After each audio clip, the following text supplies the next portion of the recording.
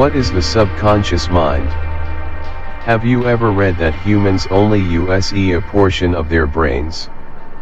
Well, this is most of all, because of the subconscious mind. Scientists have never really studied it in depth and we still do not know enough about it. But we do know that it could run and control almost everything we do.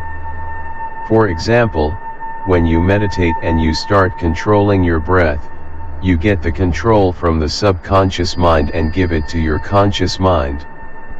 You start breathing deep and with your stomach. Then you stop to control it and your subconscious starts doing it. You do not have to think about it anymore. Your breathing will continue to be relaxed until another stimulus changes it, stress for example. Everything is controlled in the back of your head. Another example of the tasks of the subconscious mind is the information coming from the senses.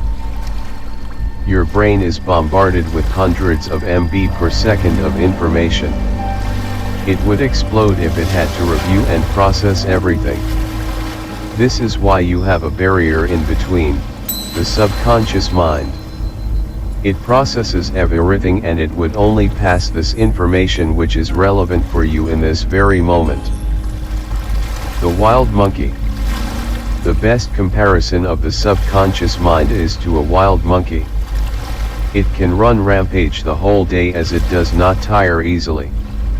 And it can bring random pieces of information to the main part of the brain. Or it could make itself busy with achieving your goals and bringing you the information that you need to succeed, opportunities. The only thing you have to do is to give this wild monkey a purpose. Communicating to your subconscious mind. Communicating thoughts from your conscious mind to your subconscious mind is difficult because it should be done with emotions. Only the thoughts that are conveyed with genuine emotions make it to the back of our mind. And only the thoughts that are backed up by a strong emotion stay there. Unfortunately, this is true both for the negative and the positive emotions. And also unfortunately, the negative emotions are usually stronger than the positive ones. If you are interested in more on the topic of emotions, you can also read this article, Emotional Intelligence, 10 Ways to Improve Your Self-Awareness. Fear and Negative Self-Talk.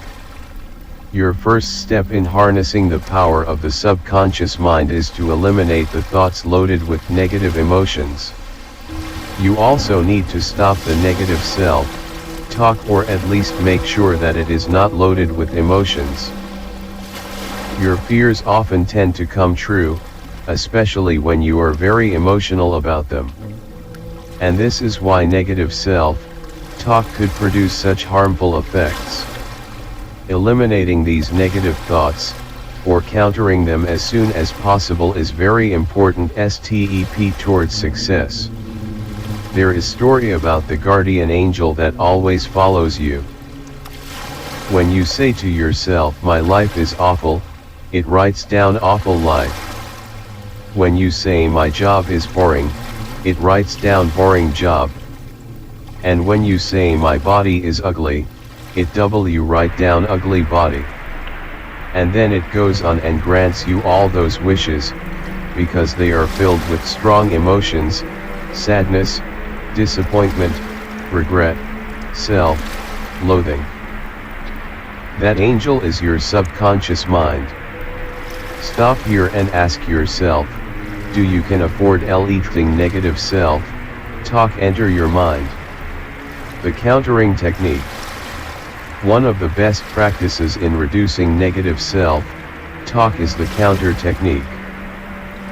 Every time a negative thought comes to your mind, you counter it with the extreme positive counter, though for example, if you have an important presentation and you think to yourself, "I am going to embarrass myself in front of all those people," immediately counter it with, "No.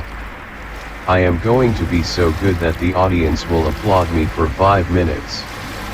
The truth will often be somewhere in between. The delete button technique. Another power tool in countering the negative self-talk is the delete button. When a negative thought enters your mind, you press the delete button in your mind and image how the thought, written on a piece of paper, is destroyed. Or you can picture in your mind that you are smashing the negative thought with your fist. Burning desire. Your subconscious mind will also act on thoughts that are conveyed with desire.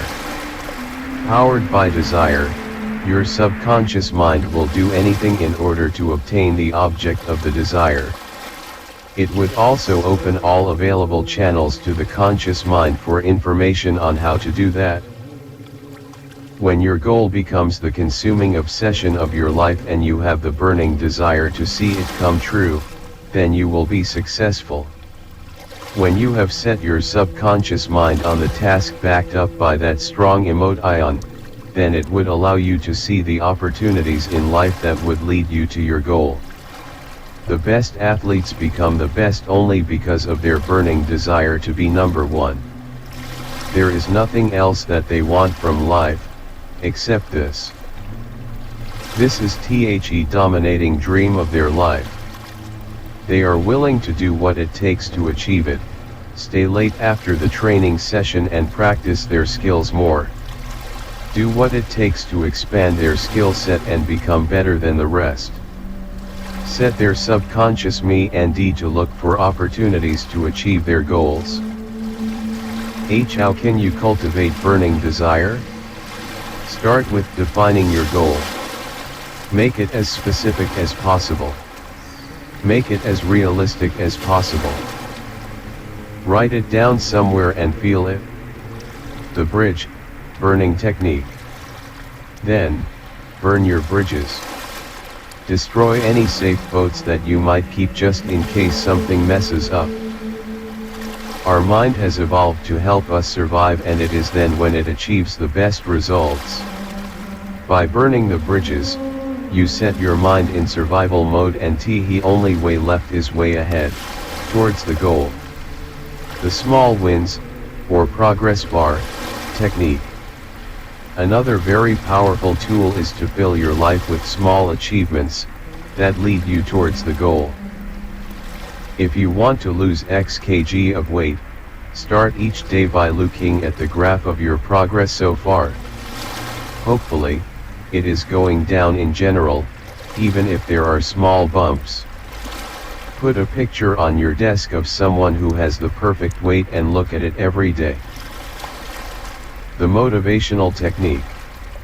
Last but not least, find what energizes you to work on your goal and use it. It could be positive people that encourage you, or a motivational video, or even an energizing song. In any way, make sure that the burning desire to achieve your goal is part of your everyday. Behind the scenes, your subconscious mind will be bombarded with thoughts about your goal, reinforced by the burning desire to achieve it. Faith and love. The most powerful, positive emotions are faith, love, and sex. The first two are more spiritual, the last one is more biological. When all of them are present, they empower any thought and it can easily enter the subconscious mind. Then, it will act on the thought and will translate it into actions, opportunities, and ideas. Faith is a state of mind, which may be induced, or created, by affirmation or repeated instructions to the subconscious mind, through the principle of auto-suggestion. Faith is different than hope, because when we have faith, we are sure in the outcome. And when we hope, we are merely suggesting to yourself one possible scenario in uncertain circumstances. The visualization technique. And the next step towards achieving your goal is to visualize it. It is based on having faith in the outcome. Not hoping that the desired outcome will be true, but believing that it is already true. One of the most powerful techniques is visualizing your life when your desire is already fulfilled. Set aside several minutes a day to close your eyes and imagine your life after you have achieved your goal. Make it as vivid as possible. What are you wearing? How do you act? How are you feeling? What are you saying? What are you doing? The physical preparation technique. Another tool is a physical preparation. If you want to be famous, then start wearing those brackets to fix your teeth now. And if you want a romantic relationship, buy an extra toothbrush and put it in your bathroom. The detachment technique. And last but not least, let go of your attachment to outcomes. You can never plan how exactly your desire will manifest itself. Do not narrow down on the options that you have at the moment, but rather adopt an open mind and have faith in the unfolding of your dreams. Receiving communication from your subconscious mind. As we already established, the communication between the conscious and the subconscious mind is two-way. You give your subconscious mind tasks, desires, and goals. And it gives you back information, opportunities, and ideas. Have you ever wondered why there are certain people who easily spot new opportunities? This happens because their subconscious mind feeds them more information on a specific subject than what the other people usually get. Have you ever noticed that as soon as you really decide to do something, there soon comes an opportunity that allows you to do it? This is because when you make the decision, you form a thought and imbue it with desire and faith. And you suddenly start receiving the information that you need to achieve it. Threshold for conscious perception. We have already established that your subconscious mind receives all information that your senses generate. It then filters the information and decides what to pass to the conscious mind. The difference between those two outcomes is called threshold for conscious perception. This is the difference between spotting an opportunity and missing it. It is only the matter of the mode in which you have set your subconscious mind and the load of tasks you have given it. When you have a goal, when you have powered it with desire, and when you have faith in the outcome, then you will start noticing the opportunities to fulfill that dream. Everything else is filtered out, rejected, and stored in your memories. You may gain access to it in the future, when you have other goals, but for the time being it is beyond the reach of the conscious mind. Auto-suggestion. Nature has given humans an absolute control over the information that enters the subconscious mind, through the five senses. However, this does not mean that everyone exercises this control. Even more, in the majority of cases the average person does not exercise this control. This is why so many people go through life in poverty. The method of introducing thoughts to the subconscious mind is called auto-suggestion. It comprises all self-administered stimuli which reach one's mind through the senses. The dominating thoughts that remain in the conscious mind, negative or positive, make their way to the subconscious mind and influence it. A thought dominates if a strong emotion, faith, fear, love, and so on, empowers it. The mantra technique. One of the most powerful techniques is the mantra technique. The essence of that technique is to repeat in your mind, or aloud, a positive mantra that will help you overcome a difficulty or fear. The more you repeat it, the more strong you believe it in, the more faith you put into your words, the better the result. According to many scientific studies, one of the major causes of illness is hypochondria. This is the art of convincing yourself that you are sick. This is a powerful auto suggestion mantra powered by negative emotions like fear. If that is possible, then it should also be possible to convince your mind that you are healthy, happy, good-looking or mentally strong. The reading out loud technique. Previously, you received instructions to set a definite goal for your life. Now make sure to write down that goal and reinforce it with the desire to achieve it. Read your goal aloud after waking up and before going to sleep and several times a day. Visualize yourself already in possession of your desire. See and feel yourself in possession of the desire. Mix emotion when you read and say your goals aloud. Be faithful of the outcome. Remember that there is a price to be paid in order to be able to influence your subconscious mind. That price is called persistence. You have to keep doing the steps for auto-suggestion, you have to keep repeating your goals aloud and you have to keep having faith in the outcome and the end result. The difference between those who succeed and those who fail may just be a few days. Or it could be the availability of a backup plan.